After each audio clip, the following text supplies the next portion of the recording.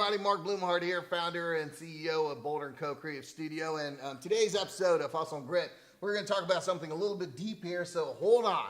We're going to talk about branding and the overall landscape of branding, okay? So this might ruffle some feathers, and before I do so, I'm going to apologize in advance. This is just my editorial, but having said that, it's also my PhD. So I look at these trends in the industry. Yeah, we work for a very, Boulder's a pretty small company. It's a boutique agency. But even though we're a small agency, I believe we think like a big agency. And some of our clients are quite large. And they pay us to think about this stuff. So I wanted to pull back the curtain, if you will, a little bit on the branding agency or industry. I started my career, I don't know, it was probably 20 years ago. I'm not even really sure right now. I've been married 20 years, so that's what's in my mind. I'm like, how long have I been married? And yeah, I kind of started about that time. So about 20 years ago. But before that, I think branding really hit its peak. Let's say 20 years ago, 25 years ago, it really hit its peak. All these companies were going like, wow, we need branding. Think about this, for example. You would have, back in the day, you would have a car dealership and they were selling Hondas, and this, it might be in a small location, and that location, they've been selling Hondas for 50 years. What happens is that there was no consistency. The customer experience was not exactly the same from Honda A dealership to Honda B dealership to Honda C dealership. So companies as large as Honda, all of a sudden we're saying, well, we've got a problem. We need to have branding. Now, branding's existed since the Egyptian age. Trust me, I know all the literature. But it really kind of hit this really this crescendo, if you will. And all these companies were saying, we need to have a firm grasp on our branding. And so they would say, okay, we're going to throw in money. Let's say it's capital expenditure. We're going to throw in huge money to figure this thing out.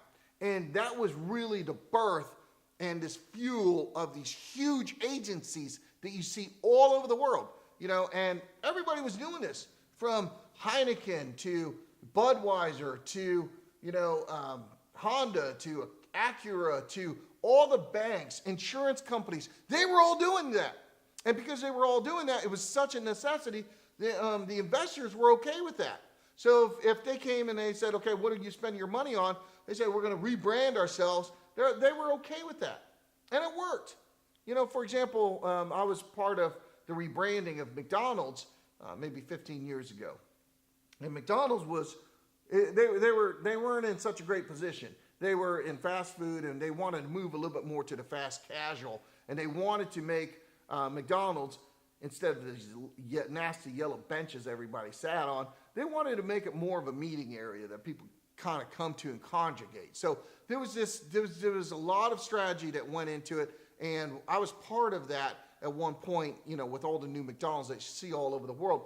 And the result of that was that they increased their bottom line pretty much per location by almost 12%. So it was about, on average, I think it was 11.8%. So it actually worked. But now you are seeing a lot of pressure from the investors, and they just don't have the stomach for it anymore, because they said, okay, we did that. That's over. It's done. And now these investors are these stock analysts and these mutual fund managers. They're going out and they're listening to people, and they're listening to somebody like, let's say, Jeff Bezos, and he says, okay, I need $30 million to put into this new technology, this new innovation, so then we can grow our business by X, Y, and Z. That sounds a lot more favorable than somebody says, hey, we need $30 million because, you know what, we want to go through a new branding thing, and we think it's going to help us out. So you're seeing this, you've seen this in the last, let's say, 10, 15 years, just a little bit of a dying of the industry. And that's where it's coming from. It really is coming from the investors. The investors actually don't really have the stomach for this anymore. So they don't, hopefully that makes sense. If you're looking at these big blocks of spend, they're going to use that on innovation and building up a business system that's proven, rather than throwing it at something that's subjective, and hopefully you get 12% return on your investment. It's very difficult to calculate the return on investment on a rebranding campaign. Trust me, I've been trying to do this for my entire life. So having said that, you're seeing this real softness in the market. Well, we still have the expertise. We still have the appreciation of it. What we don't have is the financial backing. And this kind of goes back to me, and you hear this quite a bit if you've watched a lot of our episodes. You can hear this in my voice that I really don't like investors, if you will. I don't like investors from the beginning, and I don't like investors at the end because you're so tied to them. And you're going to see these trends. This is a prediction. You're going to see these trends in business where people are just walking away from investors. They're saying, you know what, we don't want to do this. We've got a really good business, but we want to run this business on our terms. If you think about what happens when somebody starts their own business, let's say from an entrepreneur level, it's the same thing that somebody faces as CEO of a Fortune 100 company. They're not at the helm of their ship. They're not at the steering wheel. Like, they have to answer to the investors. I've talked about this many times. Let's say I start a company and I get $100,000 or $1 million to start this company. Well, at that point, all the dynamics change. And let's say I want to spend money on XYZ. Maybe that XYZ is I want to throw money at a homeless shelter. Or I want to throw money, we've got a little bit extra money at the end of the year, and I want to, send it to, I don't know, anything. Well, that's not my decision to decide because that's not my money. So I can't decide that. So everything needs to be public, everything needs to be open, and I'm no longer in control of this. Does that make sense? It's not right to the investor to say, hey, you know what? I don't know. Let's talk about something controversial.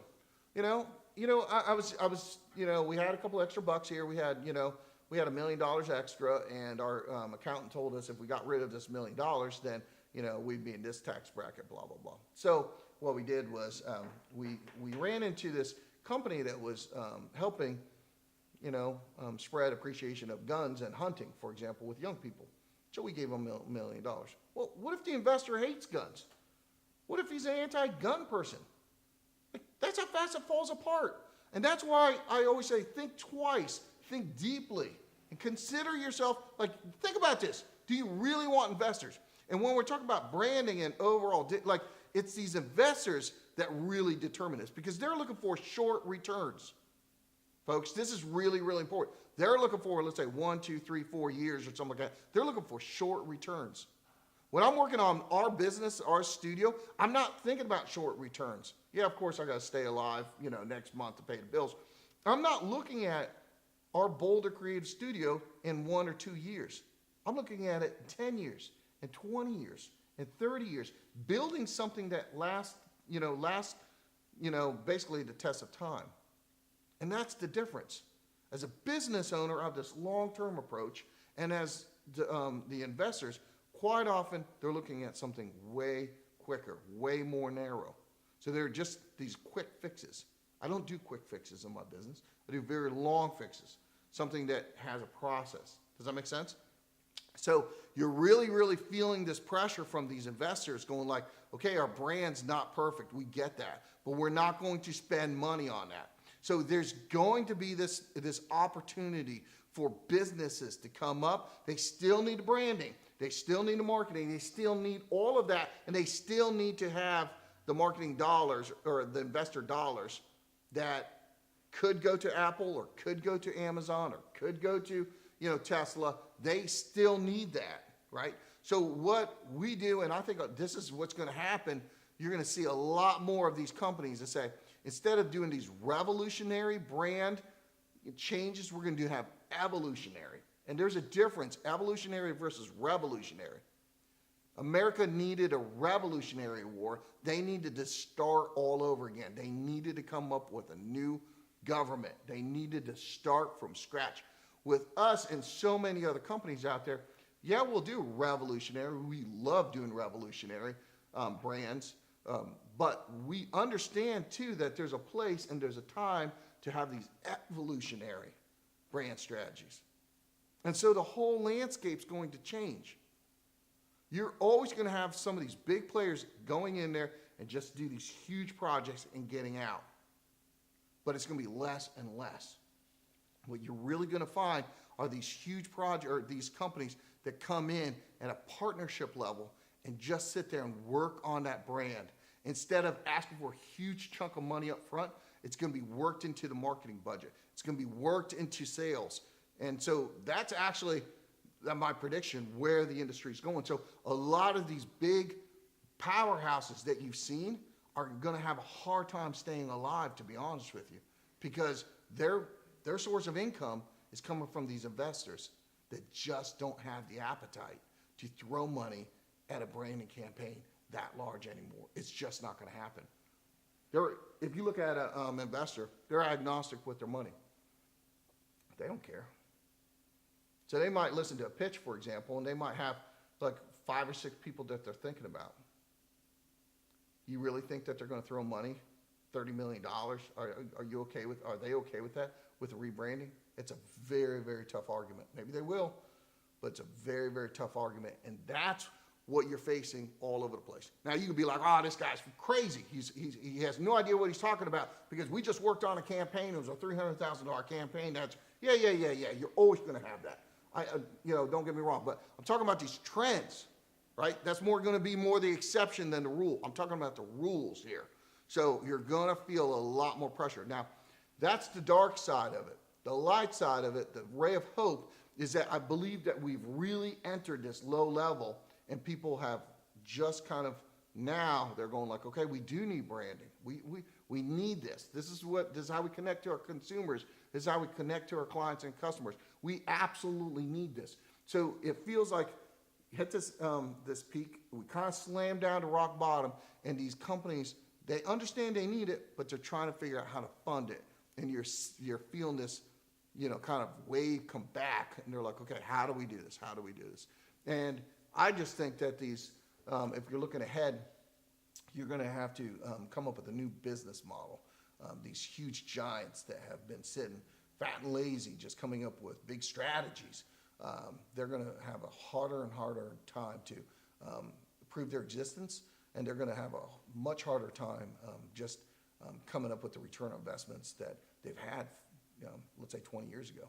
And it's because of what I'm talking about. So hopefully that makes sense. I know it's a little bit controversial, and I'm saying this in the hope that we get a lot of feedback, because I'm just dying to hear what you folks have to say about what I'm just saying. So a lot of it's subjective, it's a lot of editorial, and let's start this communication, or let's start this dialogue. Let's see where it goes.